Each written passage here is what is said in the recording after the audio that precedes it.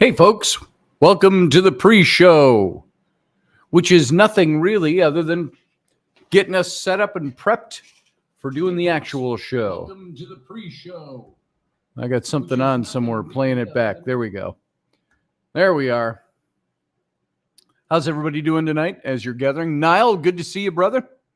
Good evening, death heads, he says.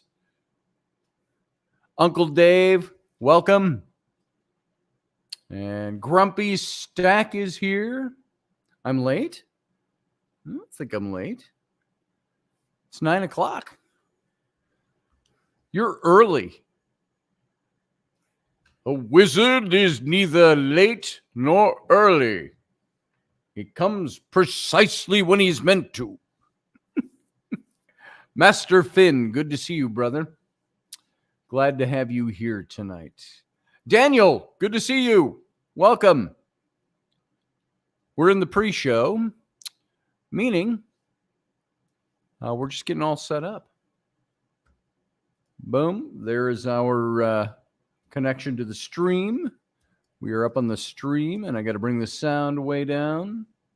Now, while we're in this pre-show, I'm going to step away for a second. I'll be right back.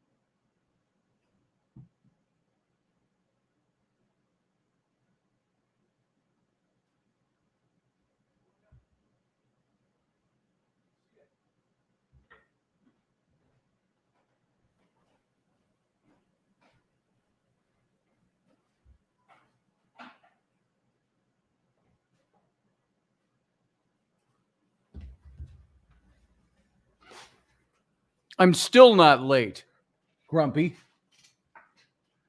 So,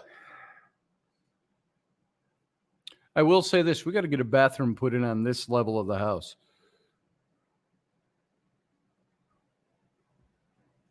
Boom. There we go. I think we're about ready to roll. We've got about 30 seconds. Hey, Arlene. Good to see you. Philip Blair, good to see you. Yeah, I had to take a quick commercial break, as Ken Ballos would say. Romeldian, good to see you. Sarah Yusuf, good to see you. Susie Q, there you are. How you doing? Okay, here we go. We're going to go dark and then go live. Stand by.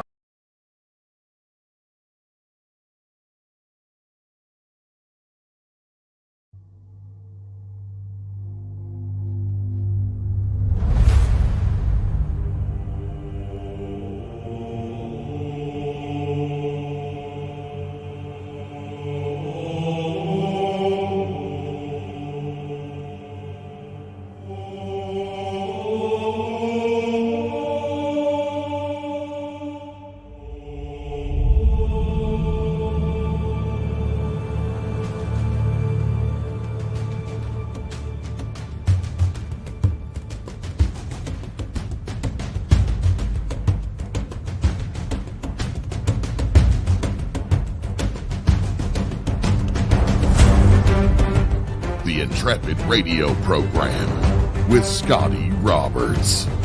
Intelligent talk.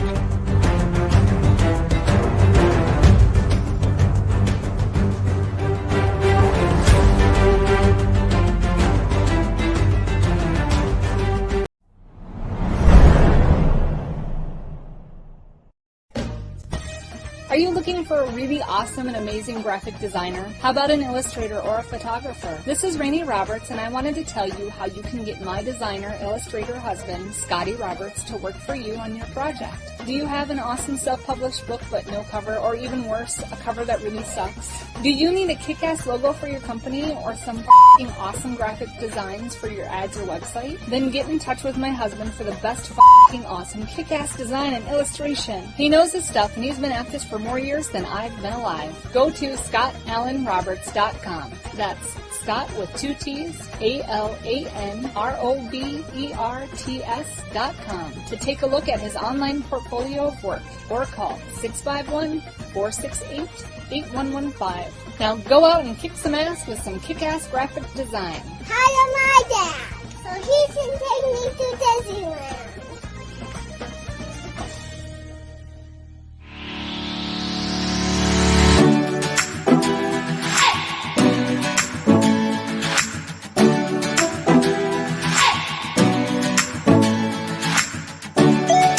You're listening to the Intrepid radio program with Scotty Roberts. Intelligent talk.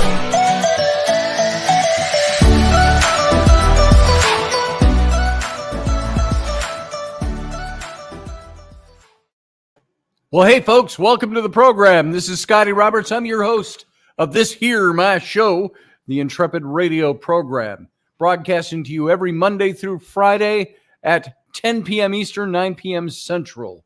And, of course, we do Sunday mornings as well with a less formal show at 9 a.m. So welcome to the program tonight. If you are listening via the radio station at Odyssey Radio, ODYSYradio.com, then you can also come over and see the simulcast in video. 3 places over on Facebook and right over on my YouTube channel. That's youtube.com/Scotty Roberts. And you can hit the join. Well, let's see. Don't do join first. If you're not subscribed to the channel. Click on the little bell to get notifications. And give me a thumbs up tonight on the show. Helps my algorithms over there. And also, you can click on the little join button. You can become a paying member of this channel. Hopefully, you'll see what you get over there by clicking on the join button. And that's it. So just for all openness and fairness, I will tell you this. Aside from some of the donations that some of you make, Leslie Holker does a lot of supporting this show privately and others. This show, we just got notification today of our monthly payment from YouTube. Just to let you know, I do make money on this show. And it's from the thumbs up, it's from the AdSense and all of that stuff. Yeah, I got $128 today and some odd cents. That was for the month of the middle of August to the middle of September. So that lets you know, just so you know, I'm raking in the dough off of you guys. Just so you know. Hey, Eric Hayes, good to see you over in the chat room. And anybody else who's wandered in that I didn't get the minus the swearings is Yusuf. I'm not sure what I missed there. Daniel says, yeah, I've been having issues and basically found out on my own what I have. It's due to me being a hairy guy. Well, that happens. See, now I'm not a hairy guy, so I have opposite issues, whatever those are. So welcome to the show, everybody. I want to ask, and not to start nothing for good English, but men and women, male and female English, they are two different things. And I have learned over the last several weeks with my wife that I'm getting yelled at a lot lately.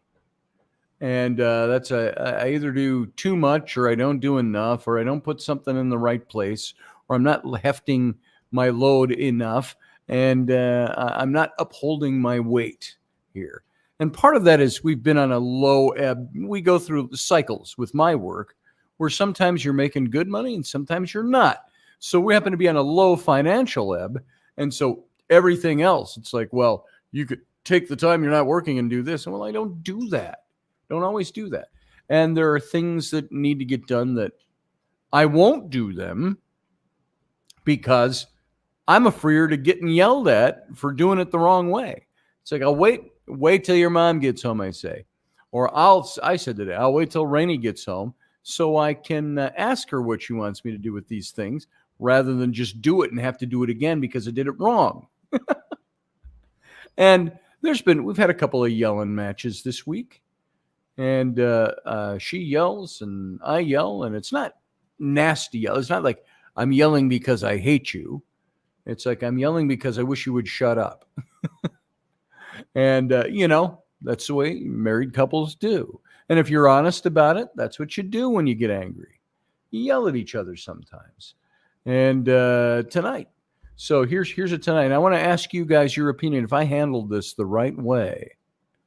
So we brought in the old washer and dryer. It's old now, but we bought it right after I got out of the hospital almost 6 years ago. So that makes it old. But it's the new stuff. It's all digital, It's like, and it's all, your hands float over the glassy surface and the buttons come, and it's all like watching Star Trek. And so we got that in. And when we had moved into the townhome, we didn't need one and we didn't have room to store them. So Rainey's mom took them for us. And that was way back when we moved into the townhome, like 4 years ago. So her mom said, you guys need that back. And Rainey asked her mom. And so her mom brought over the washer, and then the dryer was coming. And there is a small laundry room here. It's in the little room off the garage. And as you come into the house, it's like a mud room, but it's a laundry room. And so all the extra clothes, because we're lacking closets, we still don't have the rooms done down here. We got to paint those rooms yet so they're usable. Hopefully there's some this week, maybe finish it off next week, but get everything moved into its place. So all the clothes, all the Rainey's clothes from the closet. She doesn't have a closet right now. So, and neither do I. So everything gets piled. It all got piled into that laundry room. Well, today the dryer came back and I had to haul that in. Rainey ran off to scouts with the girls. And so I'm manhandling that heavy ass dryer in the door, through the garage, up the step, into the door. And all the clothes are in the way. So I had to take them all and throw them all in a pile outside the door that goes into the living room at the top of the stairs. So I threw it all there. And I didn't put any of it away because I didn't know where to put it. Where I didn't have to do it twice, or Rainey didn't have to do it, or all of that. So now you're already seeing where male and female English, thank you. I needed those last night, but thank you. I appreciate it very much. Day late, but here they are, my headsets. So thanks, sweetie. And so I just didn't know. I thought, Flynn said, what are we going to do with all these clothes? I said, just leave them right there. When mom gets home from scouts, we'll figure out where she wants to put all this stuff. Because I don't want to put it in the wrong place. God knows. I don't like getting yelled at. Dave, no, you didn't. You don't have to explain. I just know, Rainey, you didn't handle it the right way, says Uncle Dave. And that's the truth. And so it got into a yelling match again. I'm like, why are you yelling? I asked, why are you so angry? Well, I came in and there's clothes all over and I got to step over it. I'm like, so? I said, we've been doing that for a month now with moving. We'll handle it bit by bit. I said, where would you like these? Let me move these. And it just kept going. Just one of those things. You've all been in those. And so the way I thought I would end the argument, now Rainey was in, I'm going to describe this visually because it was like something in a movie. She took off her scout shirt and she had on a spaghetti string tank top, and she had a bra on that pushes things up, and like she doesn't need that, but she's got that. And she's yelling and she's making some little snack for Ellery, who's demanding a snack. And so she's yelling through it. And so the way I thought I would end it, I said, you know what? I said, I think you're being selective in what you're remembering about arguments and past arguments, and it doesn't matter. I said, you know why? I said, because you look really hot. So there was my solution.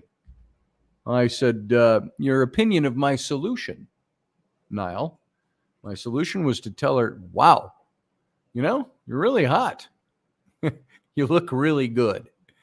And her response was, she was mad at me, remember, but her response was, uh-huh.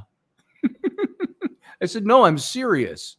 I said, I'm not like one of those saps on social media. They'll go, wow, chickie, you look really hot today.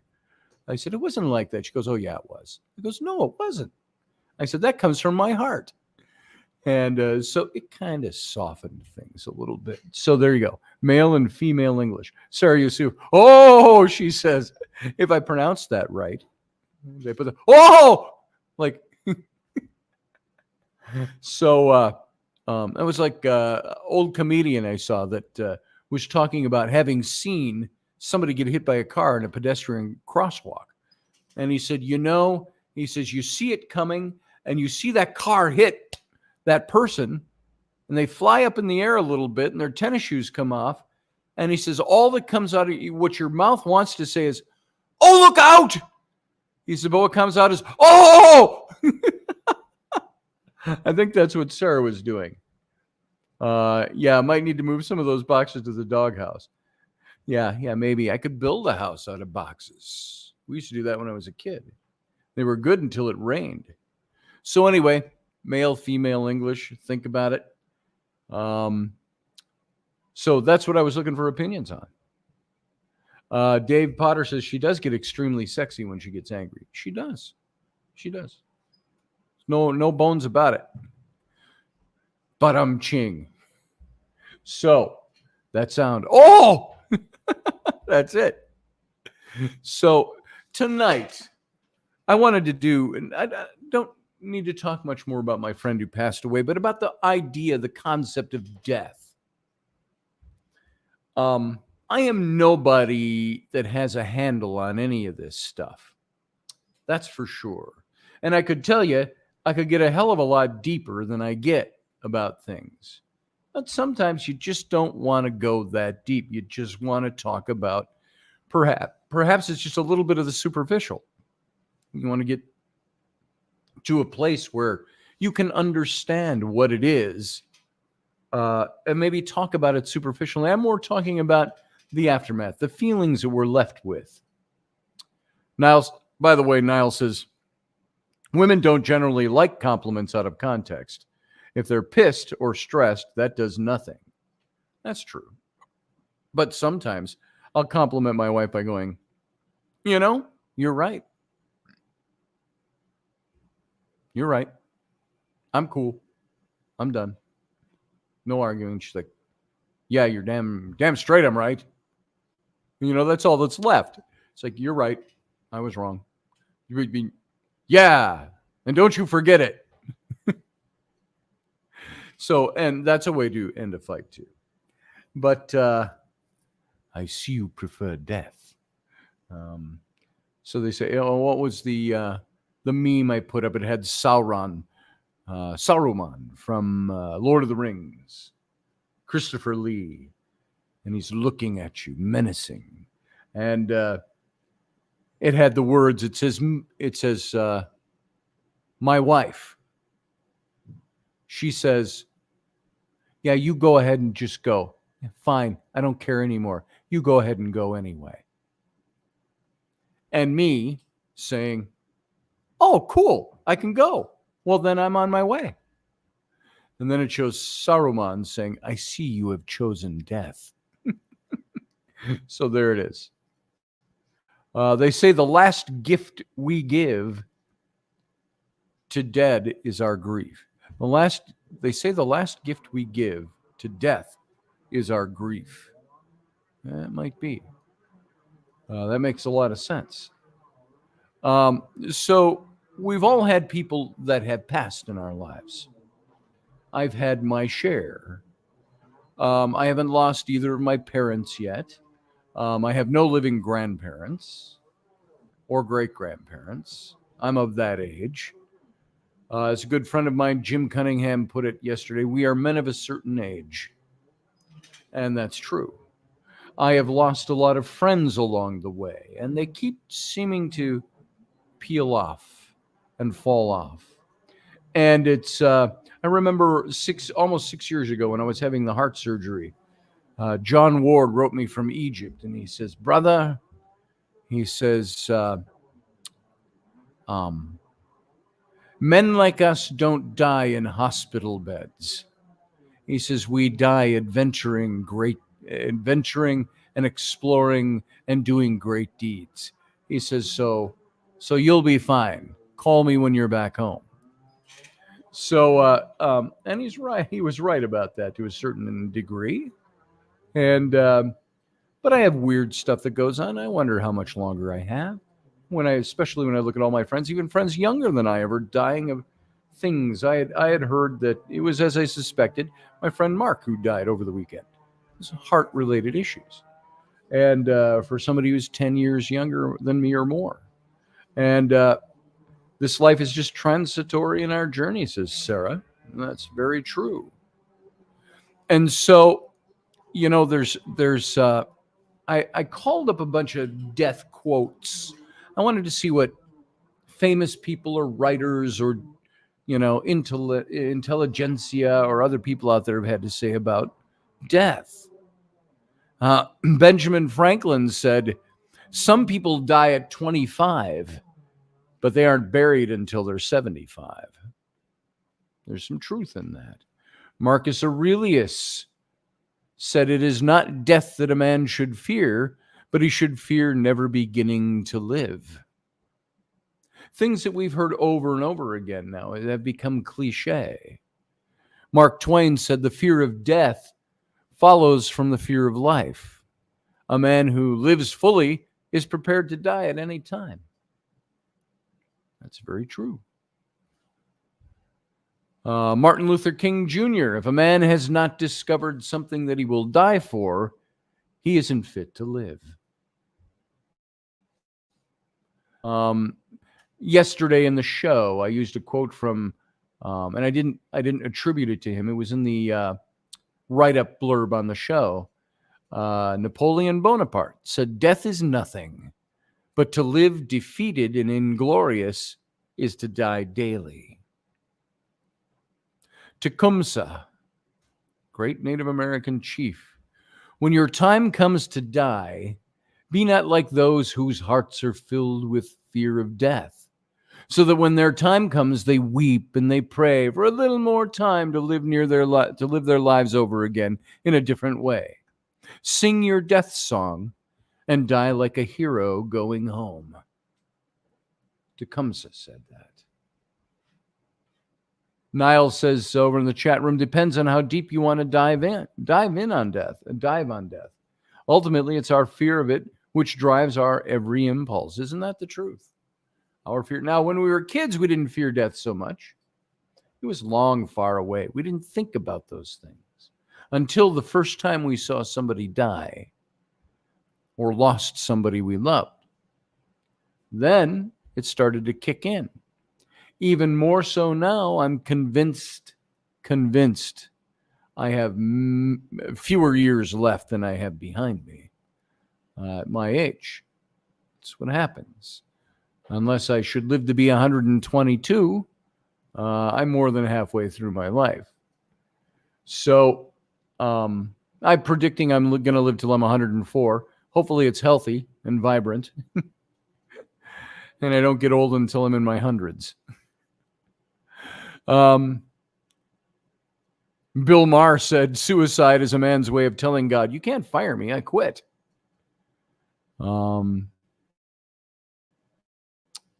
David Gerrold wrote the famous Star Trek, the original episodes.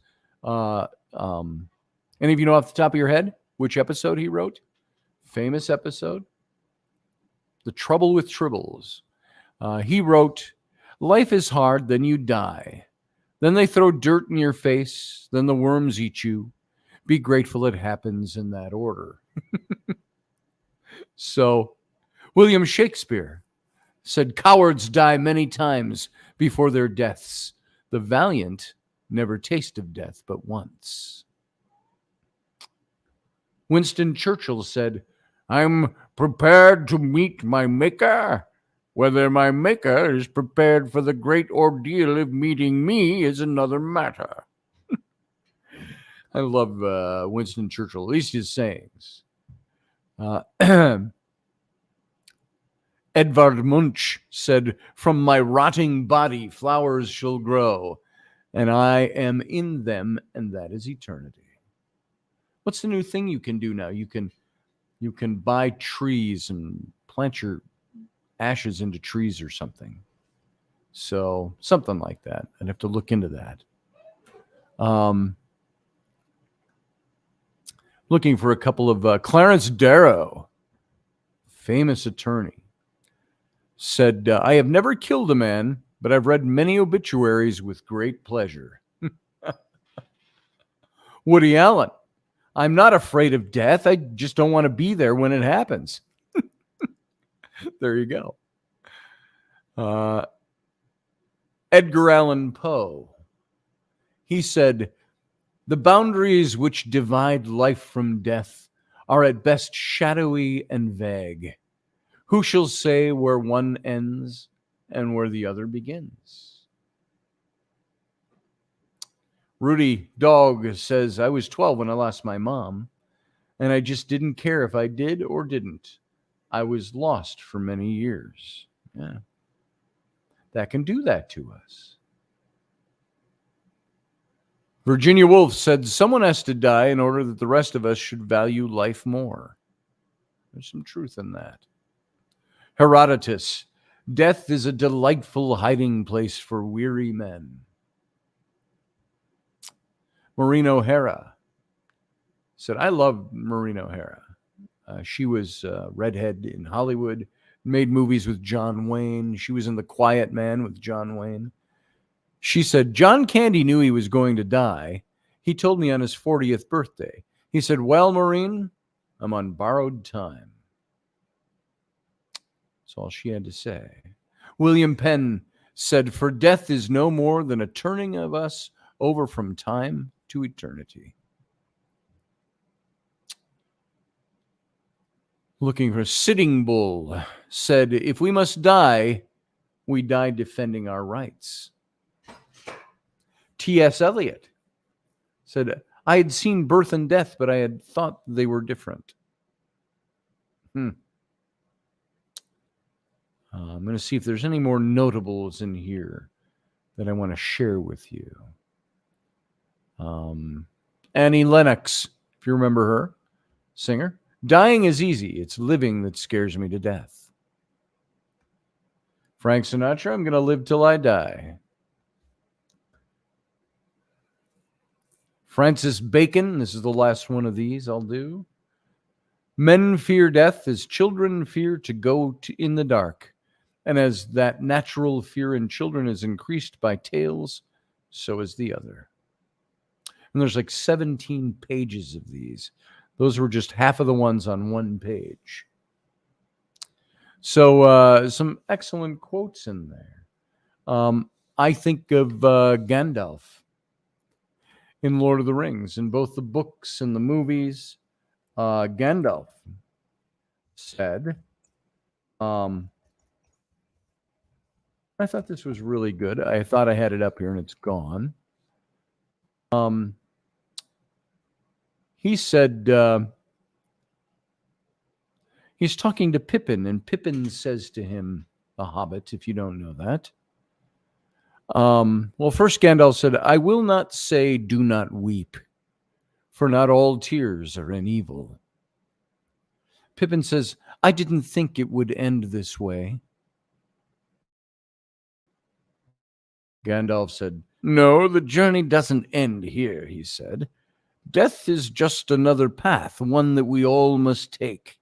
The gray rain curtain of this world rolls back, and all turns to silver glass, and then you see it. What, Gandalf, said Pippin. See what? Gandalf said, white shores, and beyond, a far green country under a swift sunrise. Pippin, smiling, says, well, that isn't so bad. Gandalf says softly, no, it isn't. So, death. I've got some things I wanted us to look at about death tonight. And mostly because I kind of left you all with me saying things about how I felt a couple of days ago when I learned my friend died. Just heavy. And I was left with that thought, why am I still alive and why is he dead? Think of the people that have passed on before you. A man who was a good friend of our family. He was a good friend of my mom's. We ended up calling each other brothers for years and years. And David was his name. And Dave Potter, I think you knew Dave. And grief is the price we pay for love. So said Queen Elizabeth. There's that. Niles says it's healthy to walk hand in hand with death, making a friend of a shadow. The hand on the shoulder, death frightens many people because they're terrified of an abyss of screaming regret. It's so profound. Daniel Ondra says, since my dad passed away at 53, I value my life a lot more. He passed a year ago. There you go. So my dad is 84. My mom is 80. And they're both still going strong. So, coping with the death of a friend is something I want to talk about tonight. I was talking about Dave Smith, my brother, I called him. And I remember it hit me very hard when he passed away. It was about, I want to say 7 years ago. And he had been, and I told you all some about him before, but he had been Army intelligence. And he had gone over to Afghanistan back during at some point. And he was part Native American, but he could grow his beard. He could look as Iraqi, Irani, Afghani as you'd want to look, Middle Eastern. And so he was kind of, in a sense, drafted, pulled back in to do the work that he was doing in intelligence.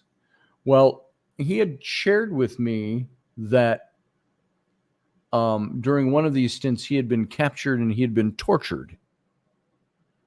And he had 23 bullet wounds in his body from that war, and all kinds of scars and mental scarring too. He had survived brain cancer twice,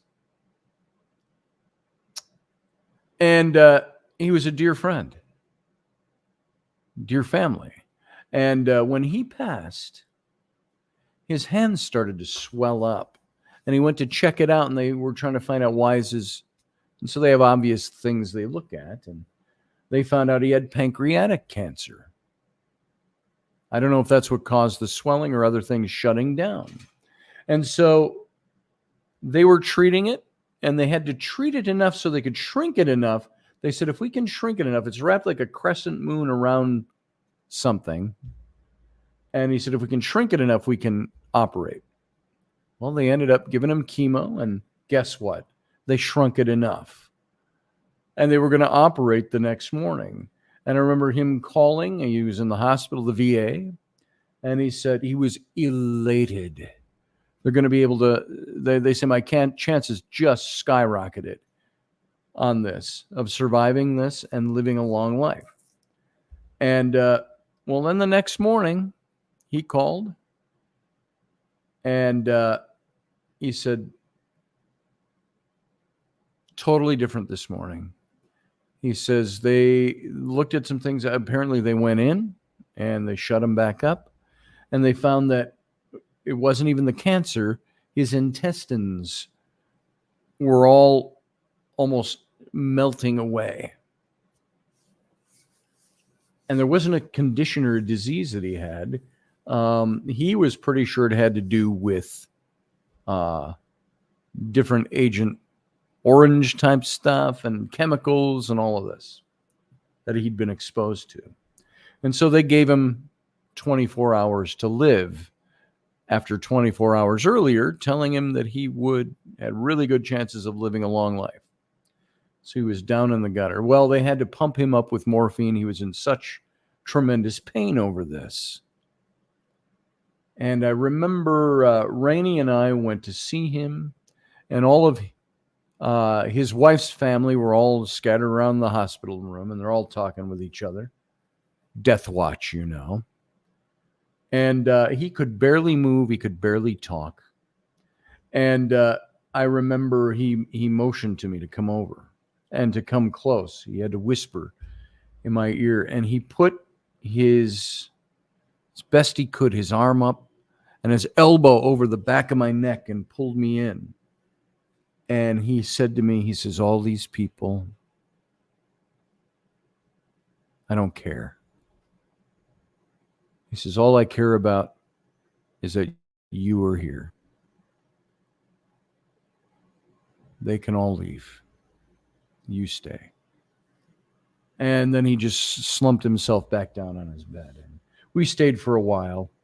And I went over and I told him, David, we got to go. We got the kids to take care of and so on. And I left. And then the next morning we were going to go back. And of course, as we're getting ready to walk out the door, we got the call that he had passed just that morning, the next morning early.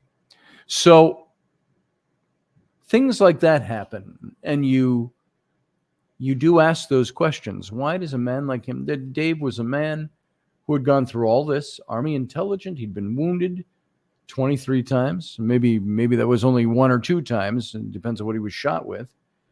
And tortured, stood for his country. And he had 2 PhDs, intelligent man. He wrote a book called Bhopal. And there it was. And he was gone.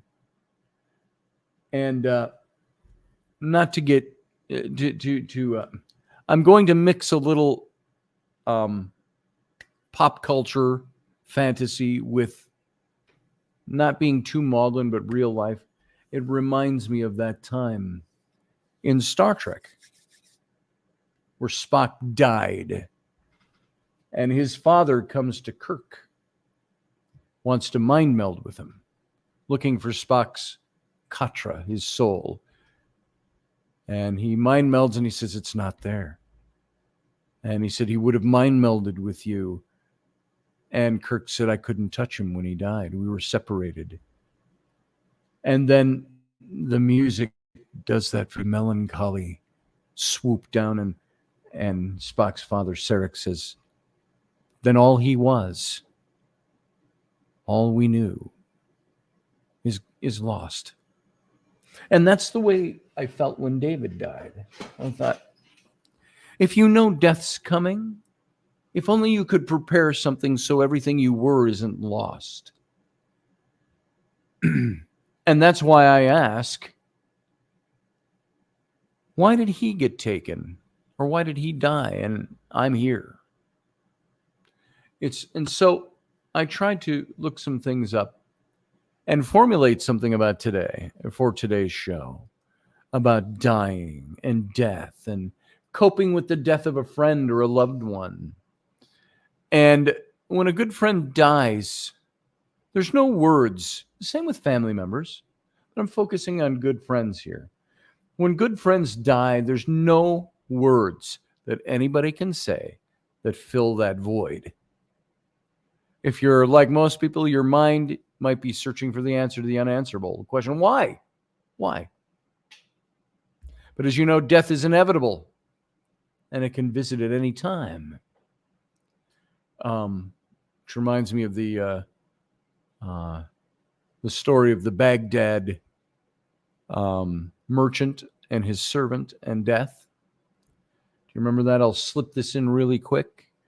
The Baghdad merchant, a rich man, sent his servant to the marketplace. And in the marketplace, standing in the shadows, his servant sees death grimacing at him from the shadows. And he quickly turns and he runs and he goes back to his master. And he said, I saw death in the marketplace and he grimaced at me. And he said, I have to run. And so his master gives him some money, gives him a mule, and the man heads off for Damascus to hide from death. Well, the master is a little upset by this because it's his favorite servant and he trusts this man. And so he goes down to the marketplace to look for death. Sure enough, there he sees death in the shadows in the corner under an awning of a building. And he approaches him and he says, why did you grimace at my servant today? He's a good man. And Death said, oh, good sir. He says, I wasn't grimacing at him. He said, I was merely surprised because I see him in the Baghdad market this morning when I have an appointment with him tomorrow in Damascus. So that is the that little story. As you know, death is inevitable. It comes at any time, and sometimes it's probably appointed, probably every time. And even though you're intellectually aware that you and your friends are not invincible from death, it doesn't make it any easier when someone you love dies. And you might ask yourself, how am I going to get through this? Why am I the one left behind? Will my life ever return to normal? And the answer to both questions is yes. Yes, but you will be forever changed by your friend's presence in your life, and that's not a bad thing. And anytime that you suffer loss like that, you're changed forever. It might not seem like it now or when you're going through things, but there's going to come a time then when you're going to be grateful to have had this person in your life and this experience, even though you... So how do you cope with the loss? I've got a few points here, and I think we'll get through them all. Number one, surround yourself with a circle of support. You need loved ones to help you get through these tough times.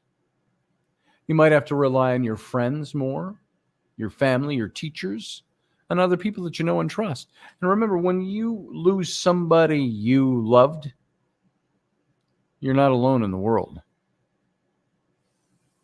So the people you go to for help are your circle of support. They're going to pick you up when you're feeling down and remind you that you're a strong person. I'm going to say about my friend who died that we memorialized him a bit last night with my friends from the festival. I didn't know him very well anymore. Did he leave a gaping hole in my life? Not really. He left a hole in my memory because we hadn't really interacted much in 17 years. So I had good memories of him. But still, it's the coping with dealing with mortality more and more. Every time somebody dies that I know and love, I come a step closer to my mortality, figuratively speaking. So trust your friends, trust your family, trust the people that you surround yourself with. Talk to them. Maybe me doing this on this radio show with my friends out there and supporters, this is the way I cope with things. I don't have a lot of friends, it seems, that I talk to in deep. I talk to Rainey deeply. Dave a little bit less, and I talk to Rainey, obviously. We're not married. So I've got a few friends that I'll confide things in. Then some friends I don't confide things in or feelings in because I think everybody's got their own basket of shit to handle. I'm not going to burden them with mine. But then sometimes you find the simpatico that's in there as well. Second thing is accept not always having an answer. I like to have answers. I like to argue until I have an answer. I like to push a case until I have an answer. It's natural to ask the question why. Over and over again, we ask those things.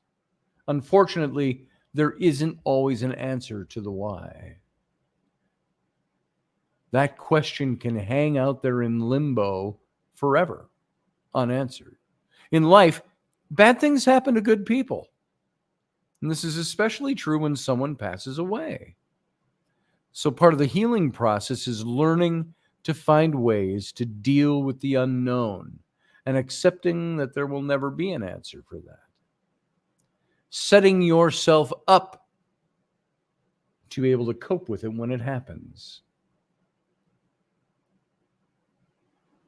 Niall said something earlier that I can't remember exactly how he said it.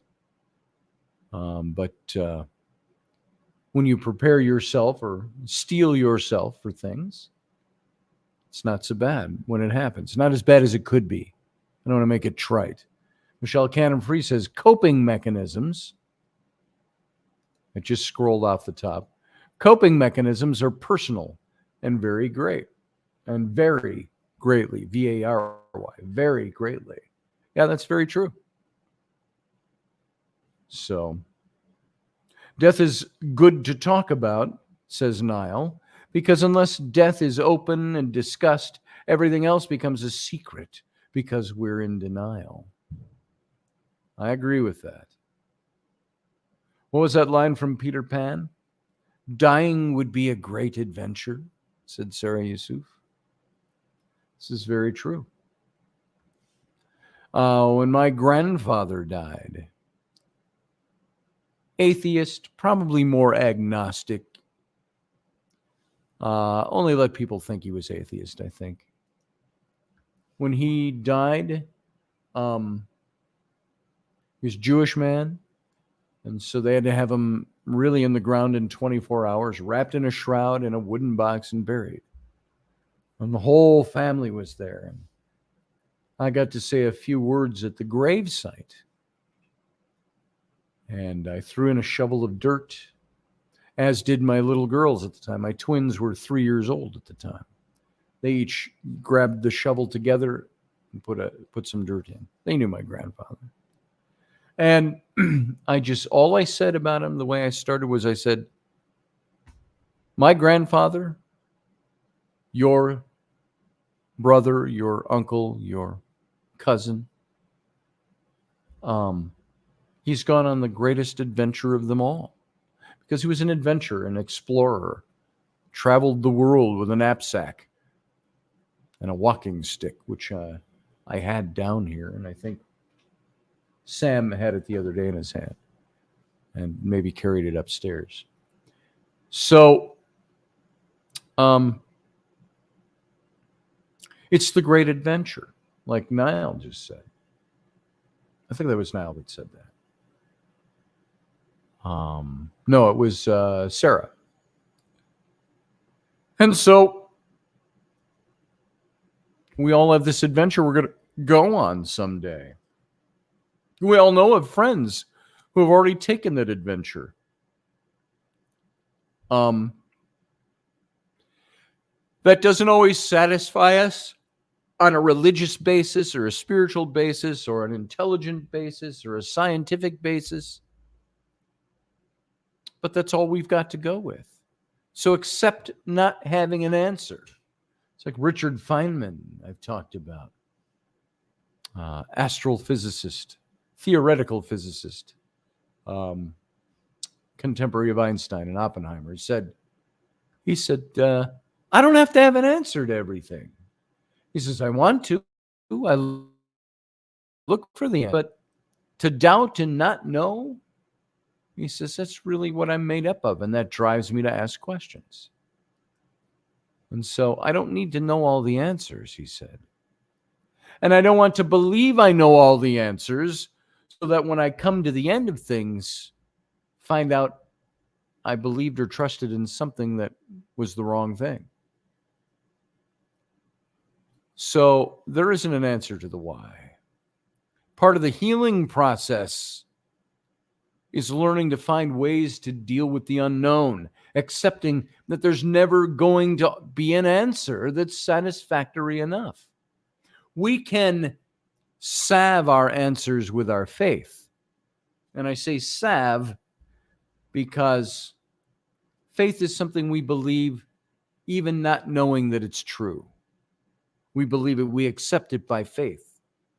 Faith is the substance of things hoped for, the evidence of things not seen. So said Paul the Apostle in the New Testament. And so we don't know. Even when we have strong faith, we salve ourselves, we bolster ourselves, we buoy ourselves by knowing, quote unquote, that this is what is so. I will see them again because God took them home and they're with Jesus now. And we don't know that for sure. We believe that. Maybe believing is knowing in those cases. So, and I'm not trying to disregard anybody who believes that by faith. I'm just saying, we really don't know when it comes down to it. We know because we have faith in something, and that's it.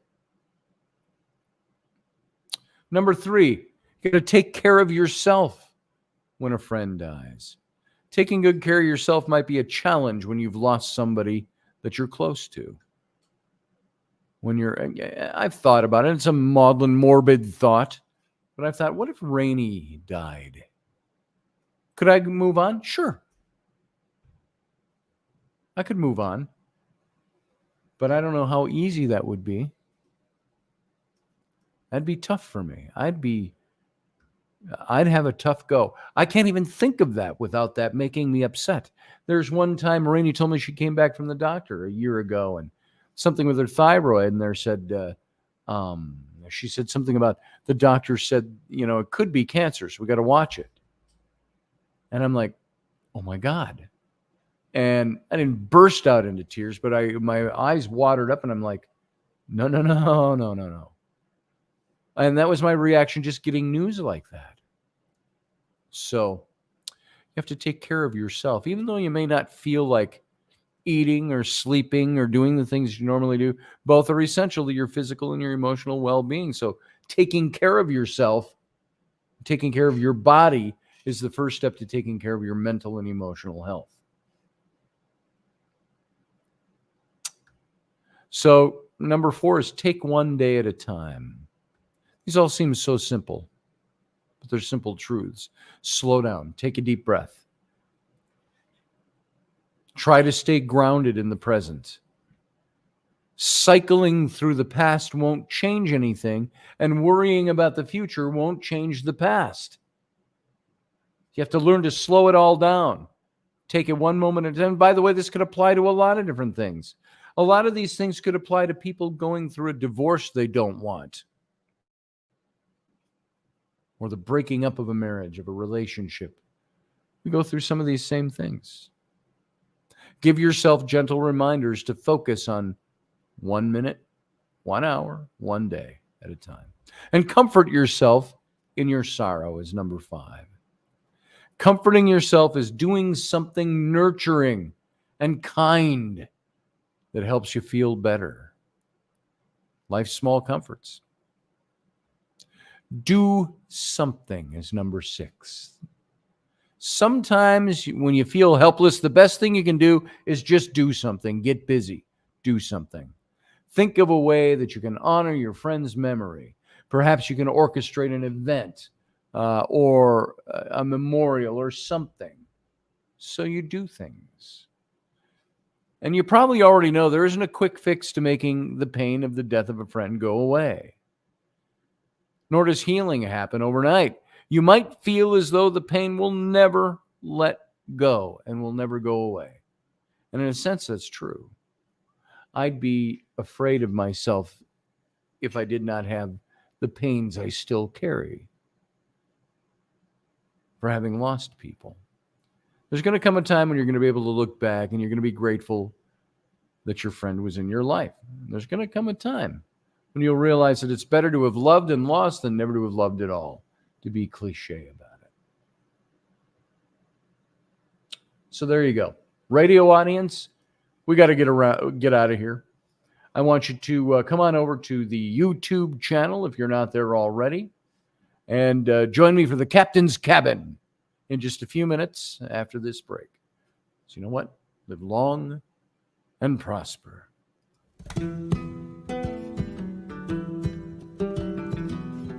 Join us every weeknight at 9 p.m. Central Standard Time, 10 p.m. Eastern. The Intrepid Radio Program, a Scotty Roberts Productions broadcast.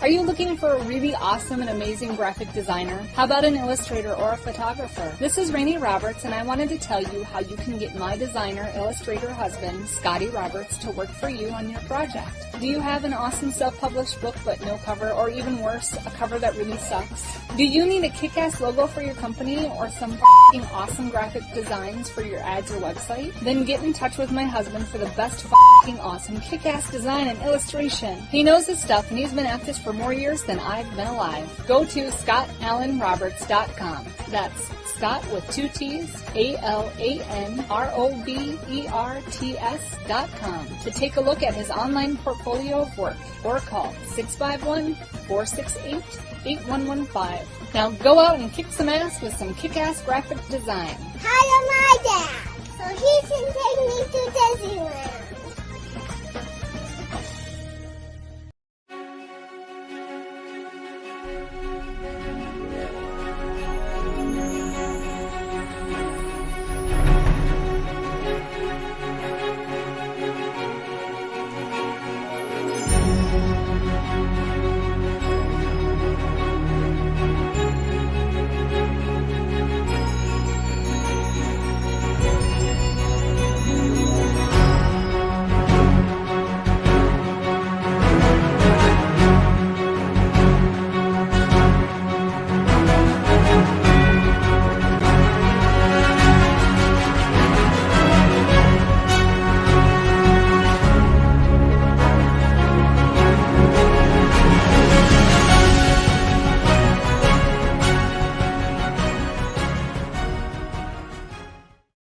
Aye, that's such rollicking music. I like it. It makes me go. So I love that kind of music. Again, I wanted to use the theme music from Captain Blood or the Seahawks. Now, you'll have to go look those up, some Errol Flynn movies. But I couldn't do it with copyright. All I could do was find things that were like those. And that's what I got there. So welcome to the Captain's Cabin. It's our after show. For those of you who've never been in here before, we're now off the radio waves, where it's just an audio broadcast at the radio station, and we're here in the YouTube channel, and also still live over at the other Facebook channels. So if you're here, this is our after show, and it was aptly dubbed the Captain's Cabin by our listeners. So here we are. It's the Talk Like a Pirate moment every day. So welcome, everyone. And I see Sarah Yusuf over here. Before I bring you in, Sarah, hang on. We might get Dave too. I want to ask a special something of all of you out there. Now you know that I do tarot readings, and tarot. Somebody called me highbrow for calling it tarot. It's tarot. Oh, excuse me. No wonder. No, never mind. So I've been reading cards for 40 years, almost 40 years. Be 40 years in 1986. It'll be 40 years. 1986, I mean, it was when I started. So here is what I would like to do. My son Flynn is going to the Renaissance Festival on Saturday with his brother Sam. And I don't like to admit this stuff all the time on air, but we are so tight financially. We don't have money to throw at him to, don't come over here like that. We don't have money to throw at Flynn and say, here's some money, you can go. But we've got nothing to give him. I got like $16. And that'll get you like a soda pop at the Renaissance. Well, maybe 2. So I'm going to offer some tarot readings. I know there's a lot of you out there that would like to get them. I would like to get 2 readings in the door. You don't have to have them over the next 2 days, but you gotta go and purchase them. It goes onto my PayPal. So I'm asking something. I'm not asking you to donate. I'm asking you to buy something from me that you'd like to have. It'll cost you $45. And I will do the 10 card session, which I normally charge $85 for over on my website. I will give you the 10 card reading for the 5 card price. So if you just go over to, I'll give you a link even. If you'll, you can go to my website, scottallenroberts.com. But if you go here to this link, let me copy it. You're going to see a 5 card reading for $45, a 10 card for $85. I will give away the 10 card reading for $45. But I need 2 of you to do that. So I've got some decent money for Flynn to take with him to the show. And it's not like that's killing us. We just don't have it right now. Maybe in a couple of weeks I would, but not right now. So I don't want him to go empty-handed. So let me put this link in there. If you wanted to get a tarot card reading, I will do them for you. And I think you've seen me do enough on this show, and there have been enough people reported back in. So if you want to get a 10 card, a Celtic Cross reading, James McMichael, Jesus, Joseph, and Mary. Good to see you, brother. Sorry, Niall. That was a really bad faux Irish accent. It was just for somebody who's Irish by heritage only, but he's American. So $45, 45 smacks. So there you go. There it is. The link I posted. Go find it. Love you too, bro. Good to see you here. And let's bring you all in one by one. I've got Sarah Yusuf. Sarah, welcome. Hey, Scotty. Good to see you. Yeah. Well, kind of, see your pink dot. Right. And good to see you. And there's Uncle Dave. How you doing, Uncle Dave? Hey, I'm doing good. How you doing? I'm great. And then here is Niall Parkinson, all the way from Ireland, where it's like 5 a.m. And sure, but it's a fine Friday morning, don't you think? It's a fine Friday morning. Yeah, the beauties of being an insomniac, Yeah. Ain't that the truth? So I've been there. Good to see you all. Good to see you too, brother. I'm glad you're here. And so let's talk about this topic of the show, or let's talk about something else. Whatever's on anybody's mind. So what are your thoughts? Niall, I'm going to open it up to you first, because I know you've got a lot of things to say on this topic. You've got, I don't know if you have an affinity with death, but I'm always reminded of Bill and Ted's Excellent Adventure, where they run into death.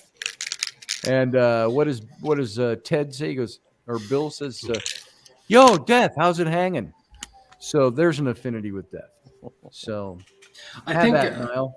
I was very curious when I was watching the broadcast. The hour passed like that. Oh, it was Uh, gone. it In a was heartbeat. gone. But I also noticed that you were slightly uncomfortable in how you would conceptualize, how you would introduce this idea of death I to think to yourself and to us. And I thought that was interesting because, oh, yeah. go ahead. Go ahead. No, because for me, to answer your question, and I suppose you've seen my art, so you know I walk kind of hand in hand in death, with death, and always have done. So I have no fear of it. And when people die, even when people die suddenly, it isn't this kind of dramatic, oh my God, Yeah. kind of a Yeah. feeling. Um,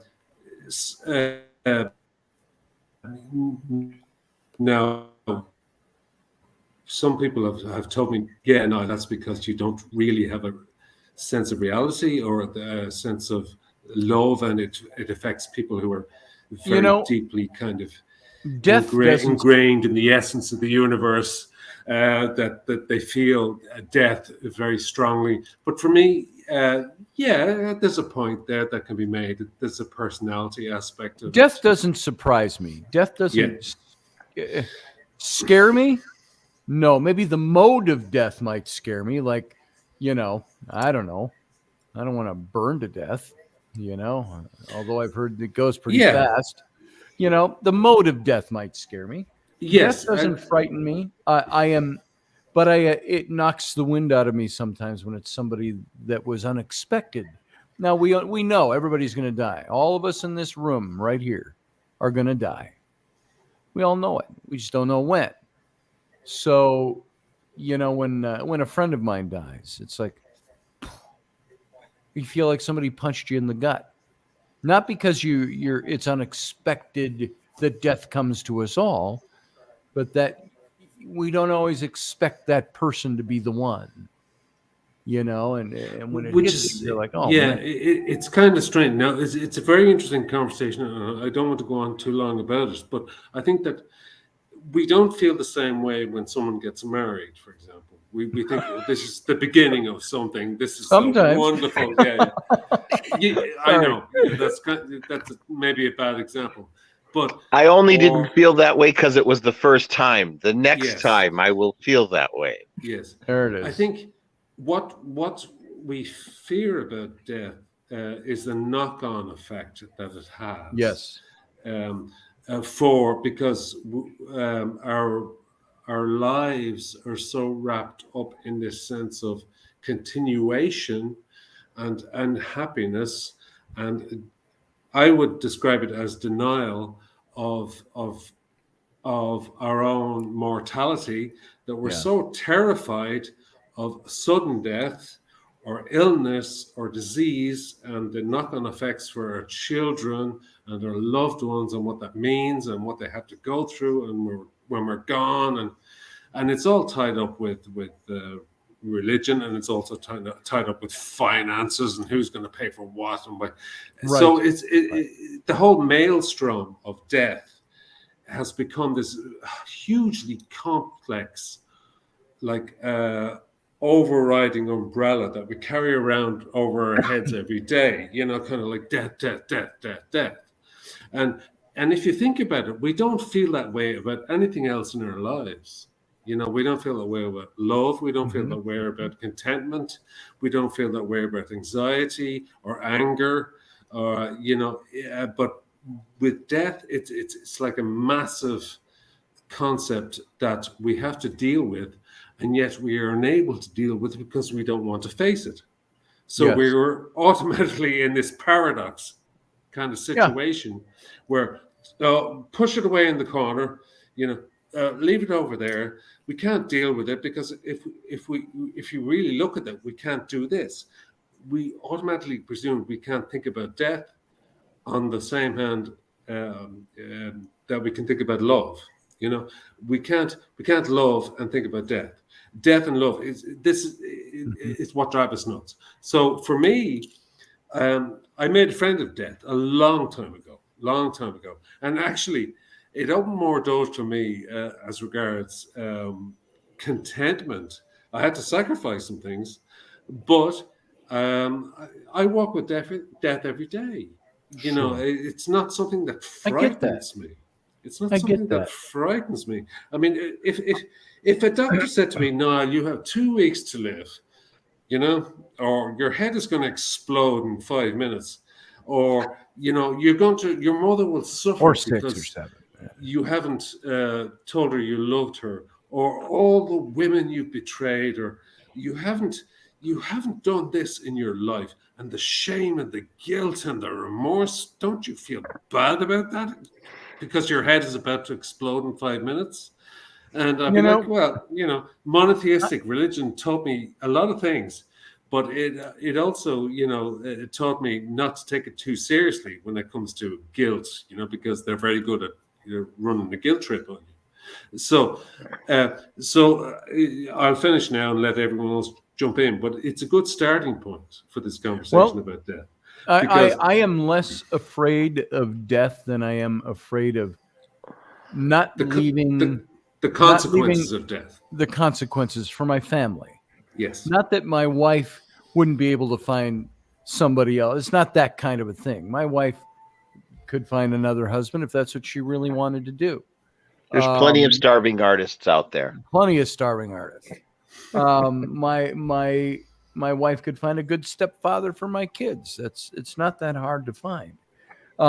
What concerns me is how unprepared I feel to die, not because of death and be gone, but unprepared in the sense that I don't feel like I have enough of stuff lined up to make sure my wife and my kids are taken care of when I pass.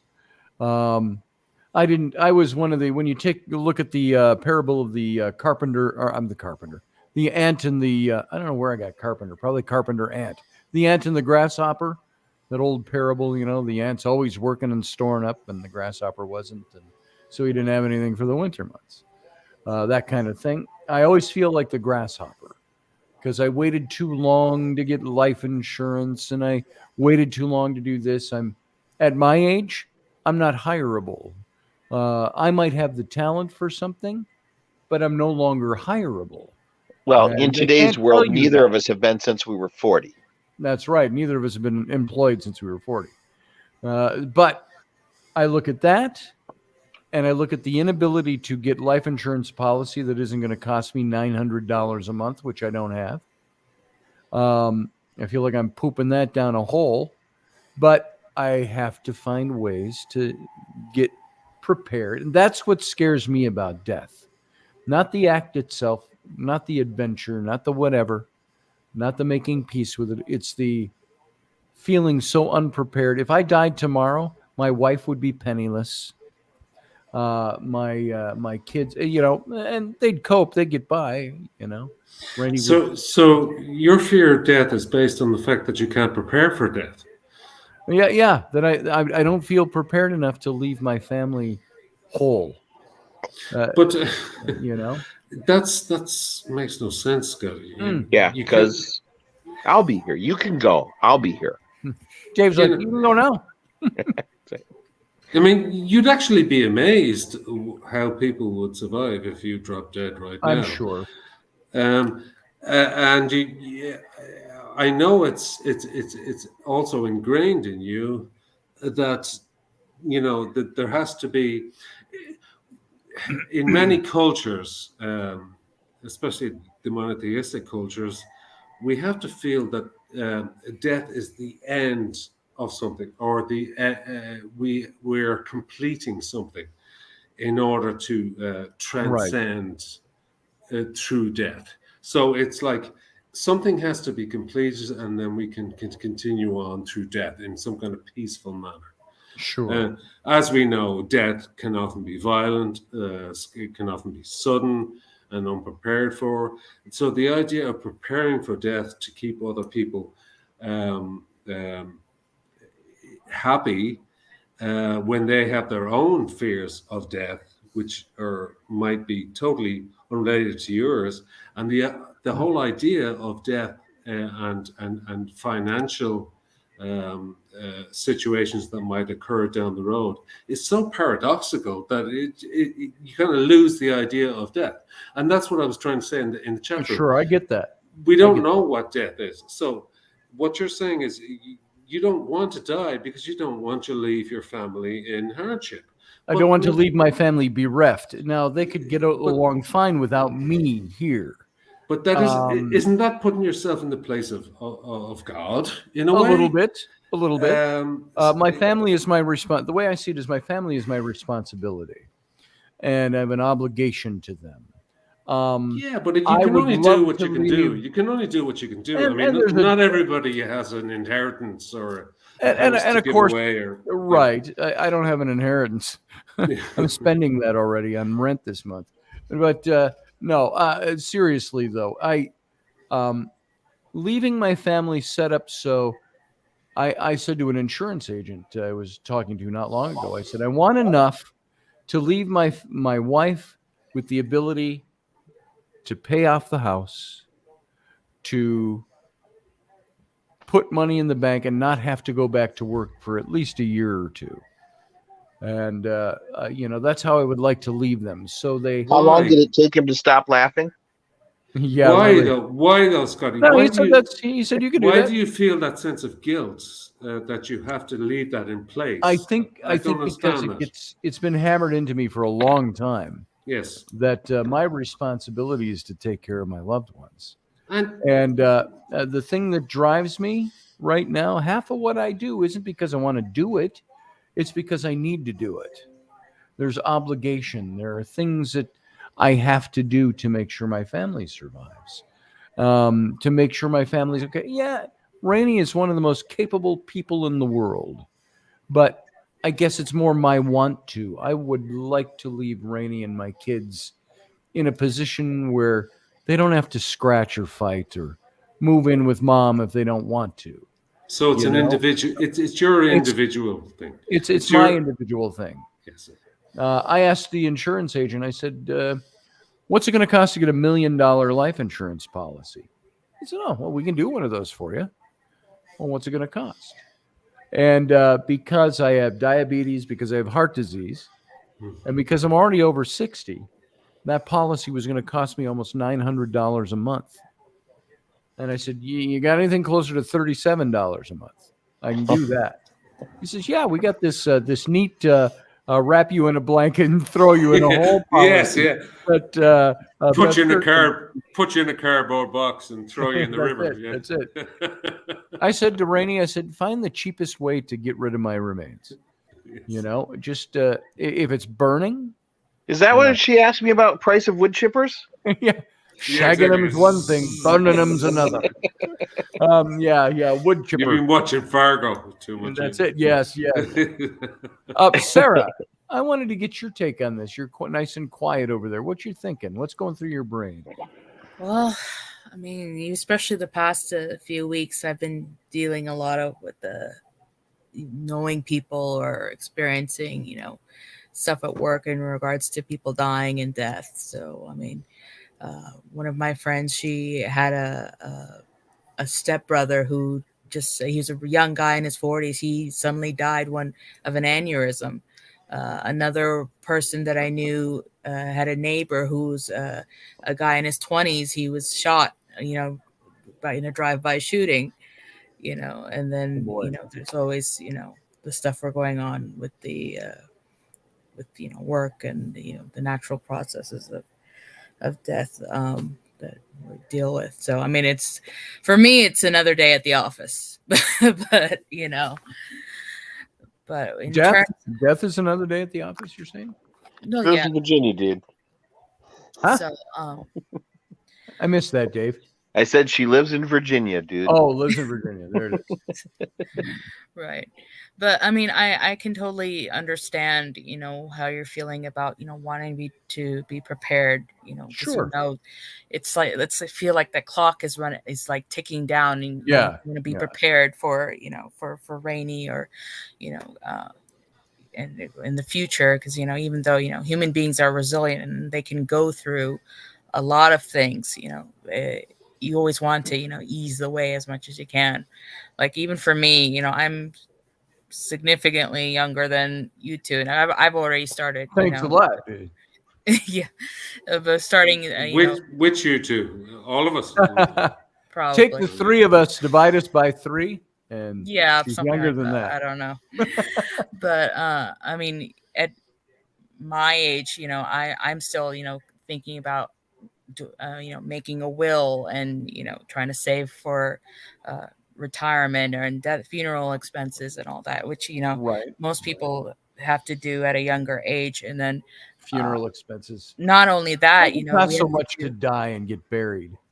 I mean, Sorry, not to derail you there. Keep yeah, going. it's I'm the sorry. it's the, the land and the plot and everything. But I mean, even at this point, people don't think about, advanced care planning. What if it happens if I become old and senile? Do I need to be put Mhm. into a care home and have money set aside for that? Or I don't want that. right. I would hate for that to happen. I would hate. See, I think of things, and I'm not trying to speak it into existence, but I know people who are like this, where the dad has a stroke or something. Hmm. He can't shit without somebody wiping him, cleaning him up, and putting a diaper on him. He drools. He can't speak right. Has to go there. I would hate to put my family through that. I don't want to stroke out. If I'm going to stroke out, kill me. I've said to Rainey, just drag me out to when we had the ranch, I said, drag me out to the back 40, shoot me and bury me. Um, Flippantly, I'm saying these things, but I don't want to be anybody's burden when I die. My grandfather used to say that, and I never quite understood. I knew what his words meant, but I didn't understand the impact of that till I'm the age I am now. And I'm like, I don't.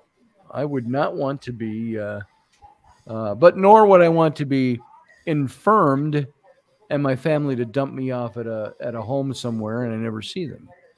Right. So I'm not worried about that part. But you know Send what you I out mean. on a burning boat on Superior. Yes, give me a Viking funeral. I Put think me it's in a boat. Yeah, I think it's fascinating, Scotty, that people who have health problems, like you have health problems, I have health Mhm. problems. I have. Yeah, I don't talk about it because it doesn't worry me. Even though yeah. I'm, I don't say to you guys, I have to go down to a scooter to do the shopping, which I do. Mm-hmm. Mm-hmm. Yeah, you don't get that impression from me, do you? No, I don't. Because I have a severe progressive MS. My legs I hope I are don't give the are impression.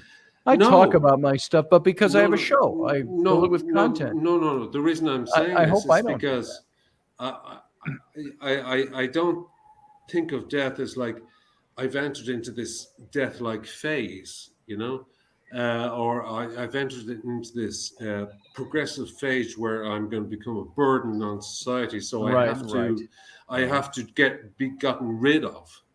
In fact, I feel that my time is only coming into fruition now because of my illness, and because I suffer every day, and because I have so much pain, and because I know the health system in this country supports me, and I know that the American health system is very frustrating for you guys because in often cases it does not support people Mm-hmm. and families who need it. And I regret that. And I have enough American friends, very close American friends, that can quantify that. It's a Mm-hmm. horrible health system that you guys have. When it comes to push and shove, and that there's somebody who needs to be taken care of or needs to be round the clock care, unless a family member can do it, you're pretty much screwed unless you have a lot of money. And Sure. but that's not to say they're going to throw people on the street, but Right. you're going to end up with a very disastrous situation and heartbreaking situation for all involved. So, as a European, I'm not being sort of flippant when I'm talking about you, Scotty, and making everything right for your Sure. family in case something happens to you. I know the American health system sucks ass. I know that, and it's does. very difficult. It's got its good And- points. It's got its bad points. Yeah, Philip and if Blair so- in the chat room just said, effective January 1st of this year, the state of Washington began to deduct a long-term care premium from your paycheck. The premium rate is 58% or 58 cents per dollar of earnings. I'm sorry, February 28th of 2022. That's a hell of a lot of money being taken for out. healthcare, for just for old Probably for old hospice. Yeah. hospice care. Yeah. 58%. Wow. 58%. Now I know we already pay, How are we supposed to live on the other? especially when out of the other you get the other 27% taken out Yeah. for FICA. taxes. Yeah. What the hell are we supposed to live on? Wow, that's an awfully high number, Philip Blair. I'm not doubting you. I'm just saying, what the hell? Yeah. Yeah. Might as well go to work for the state, all of us. If it weren't for having to say goodbye to all you, I'd move to Scotland. Womb to tomb, baby. You'd find it pretty cold in Scotland, Dave. I love Scotland. It's I pretty like cold up Scotland. there. I live in I Minnesota. always said I dude. wanted to retire to the Isle of Arran. And It doesn't get much colder than Minnesota. that's true. Remember, yeah, we grew up with 50 below. Not even in zero. Canada. Well, yeah, but it's very damp though. It's, What was that, Yeah. Sarah? So That's- not even in Canada. No, Not even in Canada. no, we The Scots are great. I mean, the Scots and the Irish are like this, you know. There was one. there's plenty point, of sheep to keep me warm. Yeah. Yeah. There was one point that I wanted to make, which, and I hear that it a lot, is that there's a quote saying that people who claim to know death are either liars or they're fools, because nobody knows what happens after we die. We can speculate. We can But say, I'm a liar and a fool because I know what happens, and I'm completely comfortable with it. And I've been comfortable since I was 10 years old. right. That's what I was saying earlier in the show. Not to cut you off, Sarah. You'll pick it up when I'm done here, but that's why I said in the show. Many people don't fear death or have any problem with it because they know exactly what's going to happen afterwards. But that's a faith issue. Right. That's not an issue of knowing. Right. It's a knowing of experience. You know because your faith dictates. No, that I you know because I've had conversations Yeah. with the I other get side. that. I get that. Yeah. Sarah, this is a very So have I. individual outlook. I have my own individual outlook on death. So all this is individualistic. So I hope we're not referring to me or anybody else when you're No, saying no, that, no. you know, No. fools or Because I do believe in the afterlife in accordance to what my Absolutely. religion Absolutely. dictates.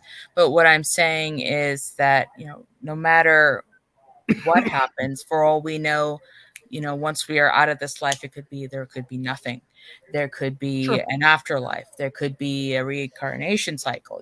There's all these different ideas of what happens after death. But I mean, at this point, and in where we are, it's all speculation. It's like that saying, when Harry Houdini died, he said that if he was able to come back, he would, give his Find a wife way. sign. I said, hey, that there's something there. I can come back and give them whatever sign so they could recognize each other.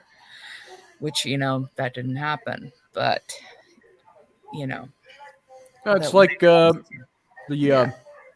book when it comes I just to, wrote and illustrated on Will Bird in his own memoirs. He tells the story that his brother said, if I don't survive the war, maybe I'll find a way to come back and whisper in your ear. And sure enough, that's what happened to him. And some. So I think the only bottom line for me is none of us really know for sure. No, we don't. So- This is a great talking point. I didn't mean to but, steal that from you, Sarah. If you're No, that's going fine. someplace. yeah, but none of us know what death is. But what we do know for sure, and we all have in common, is our fear of death. Yeah. Or our denial of death, or our shared kind of neurosis. I don't fear it. About I don't fear it either, and I Yeah. don't I deny don't it. fear it. No. I mean, there's a stigma related But to death, and people it don't doesn't like matter to talk whether. about it. But I mean, Yeah, it doesn't matter whether we're comfortable with death or uncomfortable with death. Death is with us all the time. Oh, sure. Right? So Yeah. we all Yeah. have that in common, right? We all have that in common. We're all So dying. yeah. So even when you're young, death is like hanging over us, like, let's, we're going to die order one the day. mask, please. This is going to, in order to stave off death, we have to propagate the species, and we have to fall in love, and then we have to make sure, as Scotty was saying earlier, that all our extended family are taken care of, and everyone's going to, and when I'm gone, all this pressure about death, and then we have faith and religion hanging over us. I'm not judging any of it, but you can't deny that death is a motivating. It's probably the motivating factor. It's not love. Death is the motivating factor, and also love, because love is related to death. It's kind of the flip side to it. But the motivating factor of death is it's the only reason I came on tonight, not to argue about anything, but death is a very powerful motivator in every aspect of Sure our it lives. And we can spend our lives terrified, and we not know why. And then one day we realize we're just terrified of death, terrified of some kind of, sudden accident that's going to happen, or we watch the news too much and something horrific is going to happen to us and our family, and what if this happens? And it's all tied into our fear of death, and it's also tied into a fear, well, what happens after that death? Do I have to account for it, or do they have to account for it? Will there be suffering and damnation depending on your religious beliefs? Will there be some kind of answer that has to be given? So it's a very, very profound question, and It is. it's massively important, and nobody should be. I love talking about death, because once you get it out there in the open, it loses its power. I mean, it's kind of sits with me every day. I have friends of mine who call me and say, "No, you're not taking care of your health. You should do this and do it." I say, I'll do it if I want to. If I drop dead tomorrow, that's fine. There's people who will be very hurt. I think if I had a fear of imminent, leave them a final note, or I didn't kind of prepare them for it, but if I had a fear of imminent death, I think I wouldn't procrastinate as much as I do about stuff. Exactly. I think I wouldn't be so laissez-faire. And go ahead, Sarah. What? No, I mean, as far as motivation and what we do in life, this Yeah. whole sensation that we're traveling or transitioning towards something, and like we were talking about yesterday, about your friend, he was younger than you, and it seems like beyond the natural order of things that someone younger than you would pass before you would, as well, or whenever there's in the case of a death of a young person or a child, it seems like wholly a sense of being wholly unnatural of what the ways are supposed to be, or how we're supposed to be transitioning or going through it. There seems to be that sense of a natural order of how things are supposed to be moving forward. Sure. But I get that. Yeah, but that doesn't exist, Sarah. You know that as well as I do. There is no natural order. Well, I People do die for believe in a different reasons natural at order, different but I mean, I times. do. But I mean, in regards to Well, okay. death and what we I don't. It makes no sense. But Can I finish my point? Yeah. Okay. So what I'm trying to get at is that death is not just when you die. I mean, yes, we die in a sense. We die. It's Mhm. us. We die alone, but we always have an impact on what we leave behind, whether it's your kids or people you've met, your friends. They've all had an impact in. It's kind of like a rolling impact, that we've grown together in certain time periods and evolved in certain ways.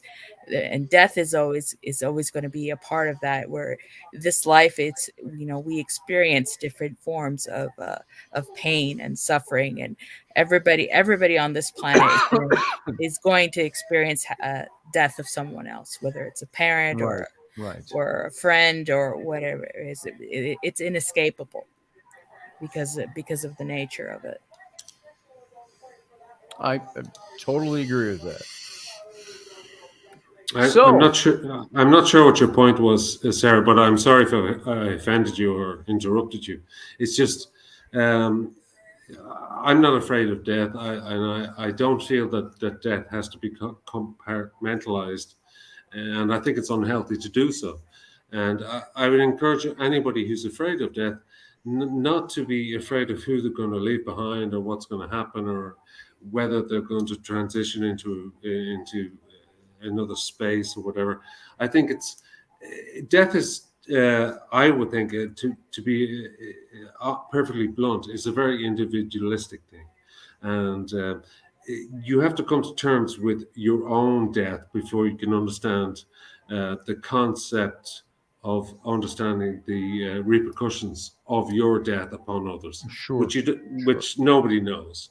So I think I feel a better person because I'm totally at peace with the aspect of my own death. So, in other words, I don't look for answers beyond myself and my own death, and that makes me at peace. And actually, strange things start to happen when you kind of become unafraid of death. Yeah. That's the only I think point I wanted to make. there's also maybe a tad bit of fear of um, I die and my wife and kids will go, oh well, okay, moving on. It's not going to Yeah, be but like that's your ego, Scotty. That's your ego. I mean, Yeah. you're gonna have to nip that one in the bud, buddy. You're Or gonna have to. that's a little bit of that is fear of, am I doing? It's like I can describe a lot of things with pop culture. It was like in the movie Saving Private Ryan, Hmm. when the old man crumbles to his knees at the beginning, and then there's the story, and then it comes out at the end, and he looks at his wife, and she says, "Are you all right?" And he said, "Have I been a good man? Have I lived a good life?" He needed that reassurance from her, that momentary reassurance, because he was reminded what people had done to save his life. And so I wonder that sometimes. I look at it and I go, am I a good man? Am I doing? And I'm not asking for anybody. I'm not looking for any No, input on that. I'm just talking. These are my private thoughts. Am I a good man? Have I lived a good life? Despite the mistakes I know I've made, have I done well? And do I leave behind a good? I sometimes think my older kids from my previous marriage probably would take it harder than my younger kids because they're so young. My older kids, I think, would take it worse. And so, anyway, blah blah blah blah blah. I'm going nowhere with that point, so I'll just stop talking about no, it. No, but it's a it's good point. important. It's a good It's point. It is important. an important. I agree with Sarah. We disagree on a lot of things, but I agree with her. It is a very good point, and it's good to explore these things Yeah. because it's very healthy. And And focusing on you, Scotty, for a second. See you, Barbie D. I know I that you. promise I'll toast you with a good 14-year-old. That sounds good to me. I know that you Rosewood struggle. casks, please. Yeah, I know that you struggle with these things personally, Scotty. Mm-hmm. But in your case, I mean, you are an exceptional man. You are surrounded by family who are inspired by you. I mean, you posted some things, and just let's get it in context here. You posted some photographs of your son's the getting Renaissance Festival. the Renaissance Festival, and they're beautiful. Your kids love you. I mean, they're all over you at every single breath. Your wife is all over you at every single breath. Not enough. And it's like, it's almost like you're it's. I wanted to like shake you. If we were sitting together having a drink, I would shake you and say, Scotty, don't. Oh, shake. What are you worried about here? Okay, you're gonna drop dead. But you've given everything of your heart. You've given everything of your soul. The fact that you have a health issues is not your fault. That's just the way it is. But all you have to do now is just come to terms with your own mortality.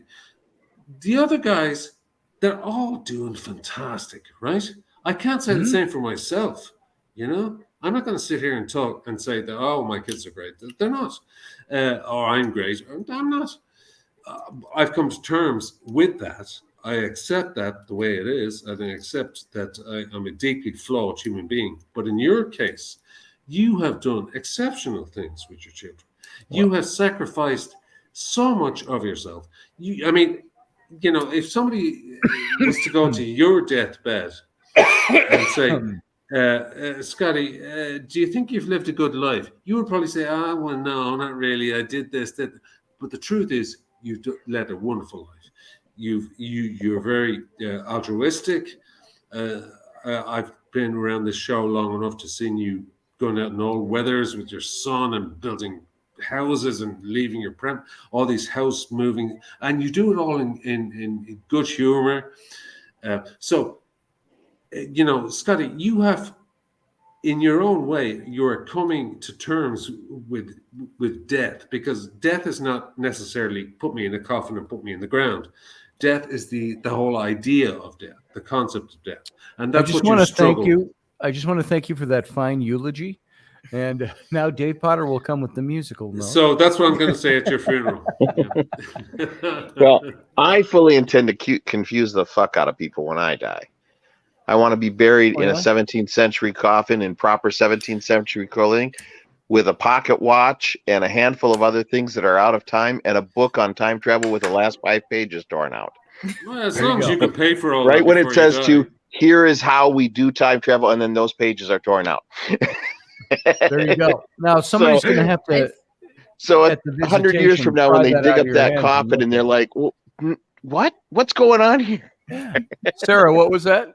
No, I was saying that, don't underestimate the impact that you have around the people around you in your life now.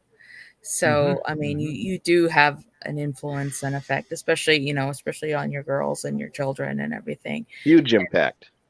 Yeah. So, even though, you may feel like the clock is running out or whatever, or you still have right now, it's like you said earlier when the radio was on, you live in the moment, and you still have the opportunity to teach your girls the lessons that you want them to learn, while you're there, as opposed to, learning it somewhere else or learning the hard way.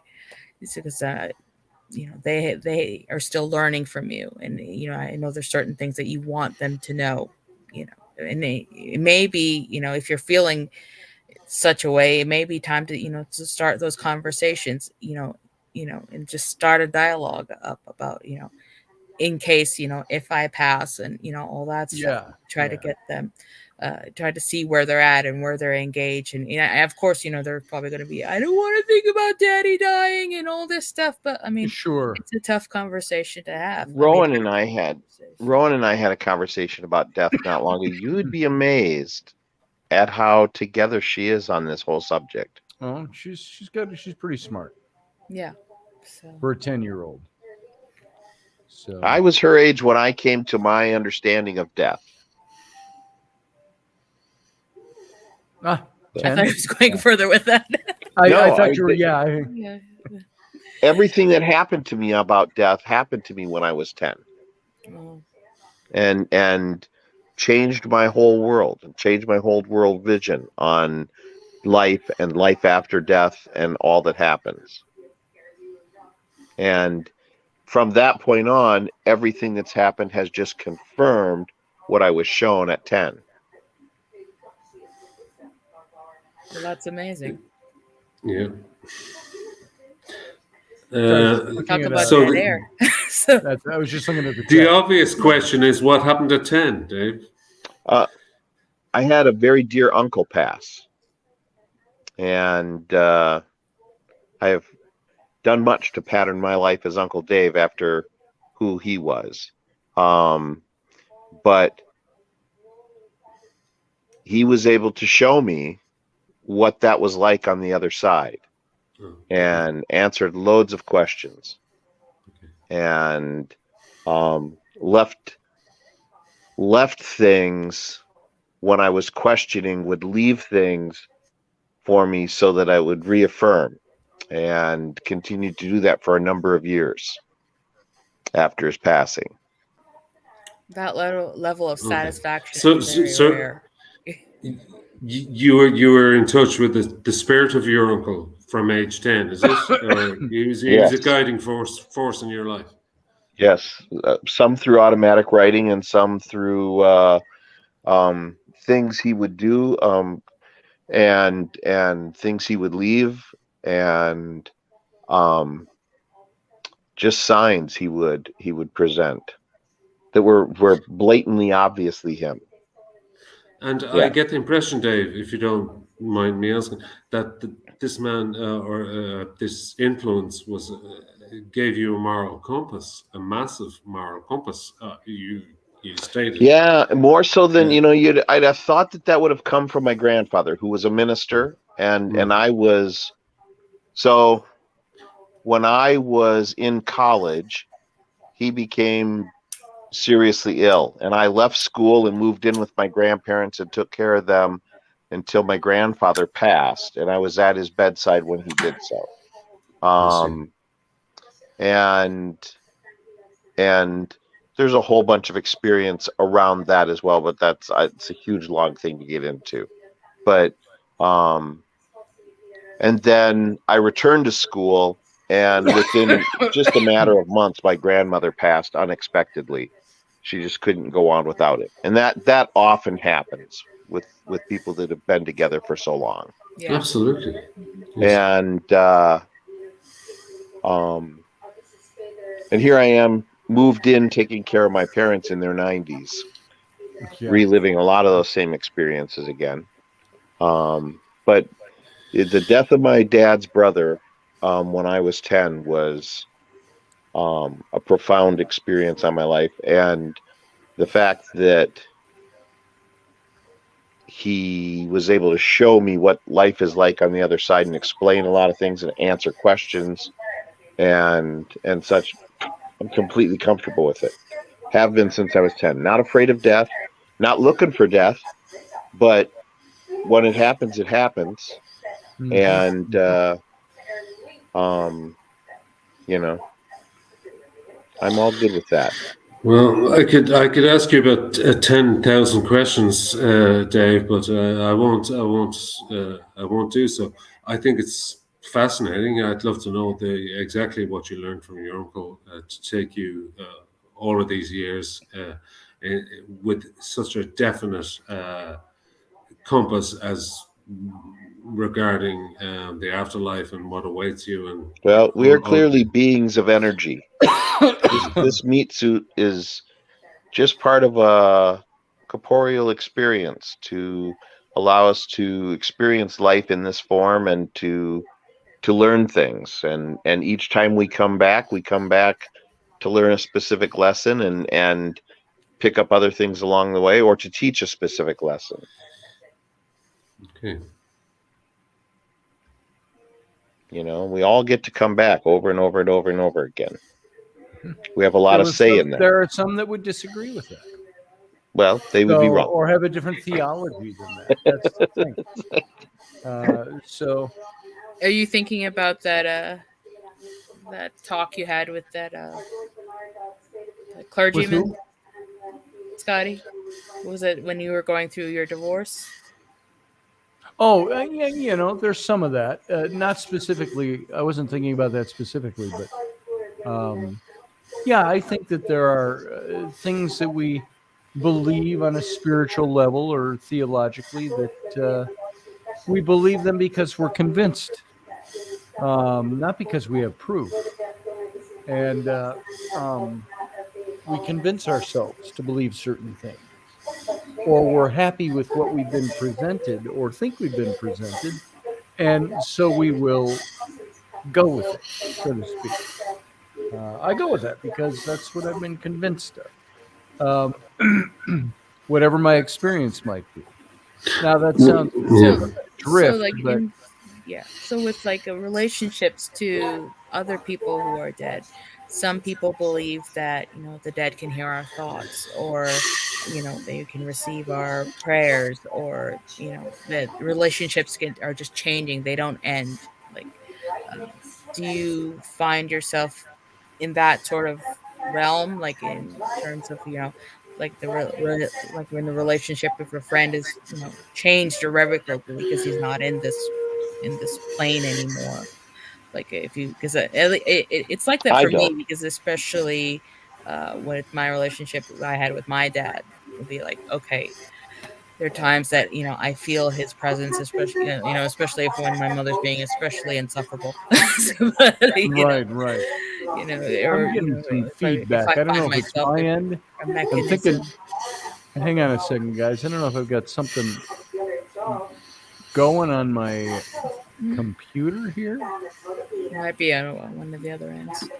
I was hearing it too, but I'm I muted got on something this end. feeding back, and I'm not quite sure where it's coming from. Okay, I'll just double check that. No, anybody got YouTube open? Are you getting an echo or something? Yeah, I don't have it open, so Okay, I don't either. it's interesting. Yeah. Anyway, but I mean, the whole relationship between person to person, we're bounded together by energy, by love, by emotion, by a lot of different types of energy. Do you believe that that connection persists if Yes. one side is not in this physical realm? Yes. And for many lifetimes. Think of it like a cable is made up of many strands of wire, and then those strands are bound with other groupings, and so you end up with a huge cable made up of hundreds of little strands of wire all wound together, and a group of souls will travel together down each soul a separate wire drawn together. So sometimes life, you may be the mother and the other soul might be your son, or then the next time you might be husband and wife, or the next time you might be brothers, or the next time you might be companions in arms in the service, or whatever. But you will continue to have relationships with those same soul beings over and over and over again in various ways. And I've heard a lot that. of people, will take comfort in that, whether it's Yeah. a coping or self-soothing mechanism or something else, or a white Have you ever lie that we tell ourselves so we can function. There's different. Right. Have you ever met somebody that you feel like an instant connection to? That you just feel like you've known them, like you know them, even though you've just met them? Me? Yeah. Are you asking me? No, Yeah. I haven't. But I mean, I'm sure somebody's like that out there. I've met so many people like that. Yeah, I have as well. I can't. My wife was one of those. Yeah, I can't even count them. But it's for me. This idea of death is first of all, it's enough for me. I'm just saying, for me, to get my head around the aspect of dying and being comfortable around death. The afterlife is a totally different question. I presumed we were not talking about that, but Yeah. it seems to be interrelated with most of you. The aspect of the afterlife and death. My aspect is, I know there's, I know there is something that will happen, but it could be very, very bad for me, and it could be meaningless, and it could be, but I don't expect to meet my loved ones. In other words, we're very tied to family. We're very family orientated. We have to remember that this is the anthropologist coming out of me. I used to study anthropology.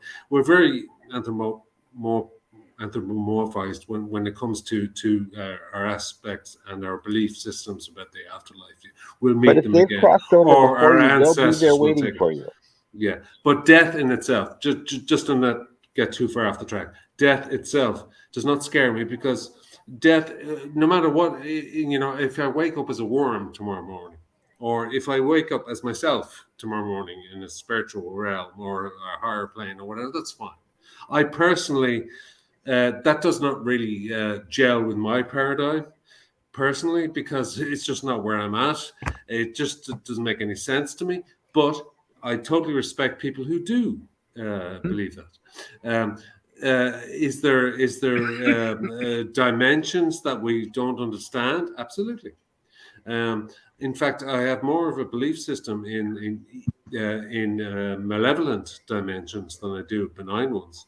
I know for a fact, having experienced some malevolence in my life, that there are malevolent entities that do invade our spaces, and they infect the way we think.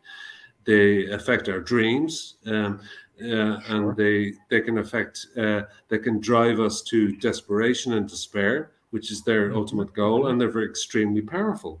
When it comes to the other end, I'm not an expert on the other end, because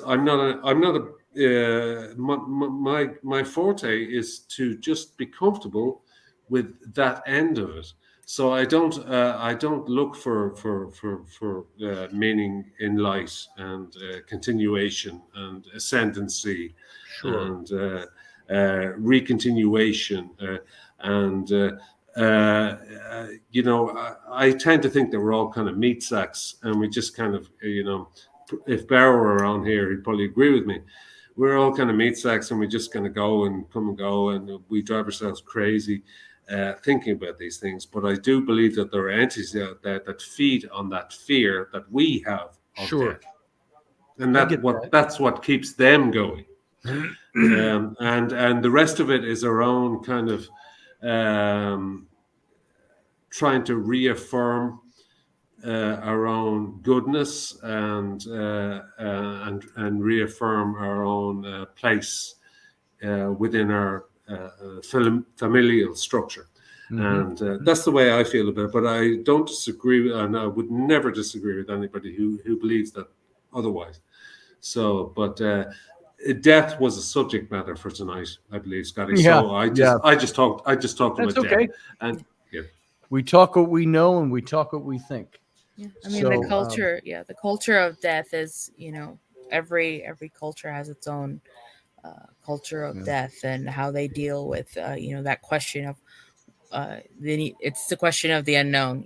We talk about the paranormal, we talk about, religion, we talk about, philosophy and everything, and then everything in between.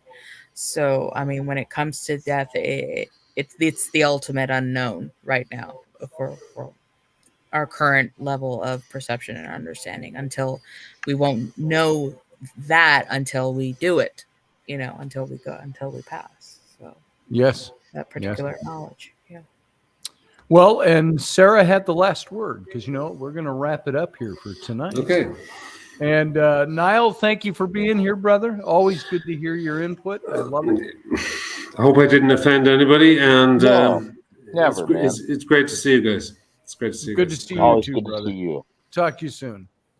And Sarah, good to see you as well. Thanks, guys. Have you decided anything for tomorrow? Not yet. I'll Okay. figure it out. Like I Sure. say, sometimes I have stuff that I this will carry me 2 weeks. Other times I'm like, okay, what am I going to talk about today? So we'll see tomorrow. Tomorrow's going to be one of those mornings to go, okay, what do I want to talk about tonight? Not rainy, hopefully. So, Not what? not rainy, hopefully. No, I won't be talking about raining. So Yeah, you're really in the doghouse with that one. yeah, I think she was okay with the, hey, you're kind of hot tonight. I think she was okay with that statement. She was more put out with the fact that I would disobey her or something. Yeah, when I you don't know moved what the it is. clothes, did you fold them and put them into? No, they were all in that we had guests over last night, and she'd taken all the clothes that weren't packed in the closets yet. They were sitting in the living room in plastic bags and loose, and she threw them all in the laundry room.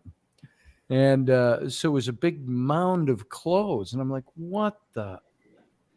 And I said, okay, I got to When move in these doubt, out of here. fold. Yeah. You don't have to put them away. I didn't have time. You could have just folded everything, and then when she comes right. home, then she's like, "Oh, at least it looks like you did something." Yeah, right. I did not have time to fold laundry today. I'm the one who folds towels, remember? So yeah. But you're anal folding about laundry that. ain't a problem with me. Complicated towel folding. I can fold clothes and I hang clothes on hangers. Everybody Why don't you else make it a throws them game in with piles. the kids? Make it a game. Yeah. And she was I've gone with hidden everything. Yeah, a there's $20 bill somewhere in this pile of laundry. Yeah, that might have worked if it was like a Saturday morning and we weren't doing anything. So yeah, I live sometimes I live in fear, quote unquote, of what am I going to do? Set my wife off today? So, but that's just the way she is. It's kind of No, that's a conversation you need to have with her and say, "Hey," and we do. Yeah, We've had many of those. It's a, So, I'm sure it's probably gonna persist as long as the move is happening. my wife is very good at mic drops. I'm gonna drop this load of crap. I'm gonna bomb on top of you, and I'm leaving the room. Hey, wait a minute. So, there it is. Disengage. That's been going on for 17 years. So, I think I'd be used to it. I think we'd be used to each other, and I think we are. That's why I can say I try to say things like "You look really hot." You know why I do that? To Because de-escalate. it disarms the issue. I found the best way to get through heated arguments with a spouse when it comes down to it, they're not about anything. Everybody does something right and wrong in those situations. It's all about saying, I'm going to disarm this conversation by, getting witty or funny or it's like you're back at Ren Fair. and a little bit. That helps. It helps. So anyway, that's for another night. So Sarah, thank you for being here. I'll talk to you. Thanks, guys. Soon. Thanks for coming. Good seeing your hearing you. And Uncle Dave. Yeah. So probably Friday. Tentatively, I've got a doc's appointment on Friday, and as soon as that's done, then I will load paint and all right, and head out. And I'll bring 2 scabbards and probably a couple extra swords just in case. Couple extra swords. Flynn just in case the scabbards don't fit. And if you've got hangers to go with those, that'd be great. You have hangers, don't you? Well, I got that little light brown one that Flynn came with. Unless you have something that's better. No, I don't know if I have anything. The same as yours, basically. Okay. We'll just strap whatever sword's in. Bring a cool sword for him. And if it's a scabbard, preferably a brown one. But we'll see. Ain't going to happen. His whole hanger I have 0 brown scabbards, I think. Okay. Then don't worry about that. Just you know what? I may have 1 brown scabbard now that I think about it. I just have to think where that is. All right. And it's a small one. It would probably fit that little blade. Nice. Let me think on that. Sounds good to me. So. All right, Dave. I'll probably talk to you tomorrow or something. Have a good night. All right. Good to have you here. You well. All right, folks. And that's it. That's all we got tonight. So, by the way, Beth Kirkham, thank you. She signed up for a reading. So I'll repeat that. Trying to raise a little extra cash for Flynn. If you would like a reading, a tarot reading, go over to my website and get yourself the $45 reading, and I'll give you the $85 reading. So there's the special. A 10-card reading for $45 when they're normally $85. And if I have 2 of those, that's enough to give Flynn a little extra money to go out to the festival. And because it's expensive to go out there and spend a day. So I'll paste that link again if you want to think about it and you need it. There it is. Wait, it didn't paste. Why? Because I may have hit the wrong key. There it is. Go to that link and I will give you the $85 reading for $45. I need at least 2 of them. So go ahead and sign up. You don't have to have the reading tonight or tomorrow or the next day, although we can do it over the next couple of days. You can schedule it for any time, but it makes you pay in advance.